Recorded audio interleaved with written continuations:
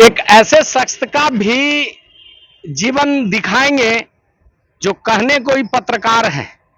बहुत पटना में सुने होंगे, ग्रेजुएट चाय वाली, एमबीए चाय वाला। अब आपको दिखाते हैं पत्रकार सैलून वाला। ये पत्रकार है, प्राइड इंडिया न्यूज पटना के पत्रकार हैं। ये शख्स जो है पत्रकार हैं और इनकी क्या स्थिति ऐसी आ गई कि पत्रकारिता छोड़ सैलून का नाम ही रखे हैं प्राइड इंडिया न्यूज नवीन सैलून। ये इनका दुकान का। तो इस दुकान पर आप लोग आइए, बाल कटाइए और पत्रकारिता भी करते हैं। भैया आप पत्रकार थे जी, सैलून खोल लिए पटना में, ग्रेजुएट चाय वाला, एमबीए चाय वाला, अब पत्रकार चाय वाला सैलून वाला हो गया। कैसे क्या है वो? अभी भी हम पत्रकार हैं और हम जर्नलिज्म किए हुए हैं और प्राइड इंडिया न्यूज़ में मैं यहाँ ब्यूरो रिपोर्टर हूँ और लिहाजा जनता की समस्या को, सरकार के तमाम गतिविधियों को हम अपने कार्य योजना के माध्यम से, पत्रकारिता के माध्यम से लोगों को, आम जन तक के दिखाता हूँ और उनके व्यक्तित्व में परिवर्तन लाने की कोशिश करता हूँ। और हमारी योग्यता, मैं ज्योग्राफी से एमए किया हूँ और जर्नलिज्म किया हूँ। 16 दिसंबर 2019 को हमें बिहार राज्यपाल से उपाधि भी मिली है पत्रकारिता एवं जनसंचार में। और फिलहाल मैं बीएड भी कर चुका हूँ और ये जीविका चलाने के लिए, जीने खाने के लिए, रोजी रोजगार के लिए मैं ये अपना ये काम जानता हूँ, तो इसलिए मैं दाढ़ी हजामत बनाने का भी काम करता हूँ। आप एमबीए किए हुए हैं, बीएड कर लिए, ग्रेजुएशन सब सारा चीज है, जर्नलिज्म भी है, उसके बाद सैलून का दुकान का है खोल दिए? इसलिए कि जिंदगी जीने के लिए कुछ न कुछ रोजगार, धंधे, काम की जरूरत पड़ती है।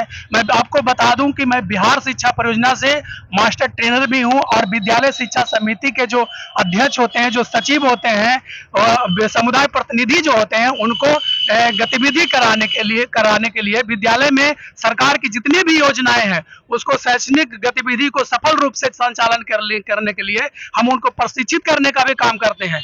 और सरकार के जितनी भी योजनाएं हैं, चाहे बिहार शिक्षा परियोजना का हो या स्वास्थ्य विभाग का हो, शिक्षा विभाग का हो, पर्यावरण विभाग का हो, तमाम योजनाओं का भी हम कार्यान्वयन किए हुए हैं। चाहे पल्स पोलियो उन्मूलन से लेकर के रूटीन इम्यूनाइजेशन से लेकर के प्रतिरक्षण कार्य से लेकर के तमाम सरकारी गतिविधियों में हम अपनी भागीदारी सुनिश्चित कराया है। और ये काम को इसलिए करते हैं कि सरकार ये समझे और देखे कि हमारे देश में ऐसे लोग भी रहते हैं जो जीविका को चलाते हैं कितना मेहनत करके।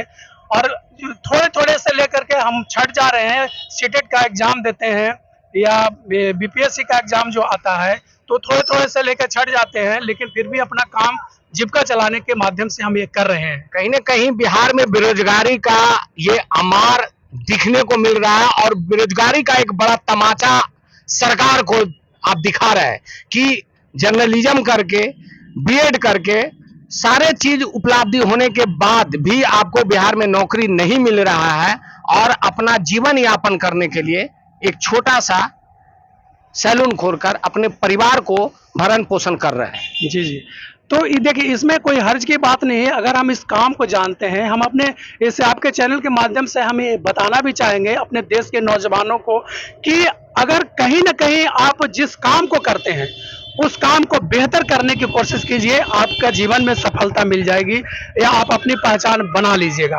तो अपना काम करने में मुझे कोई संकोच नहीं है, क्योंकि ये जो काम हम करते हैं ये हमारी संस्कृति है, हमारी विरासत है, हमारी परंपरा है और हम अपनी परंपरा और संस्कृति को जीते जिंदगी सहेज के रखना चाहते हैं, इसे छोड़ना नहीं चाहते हैं।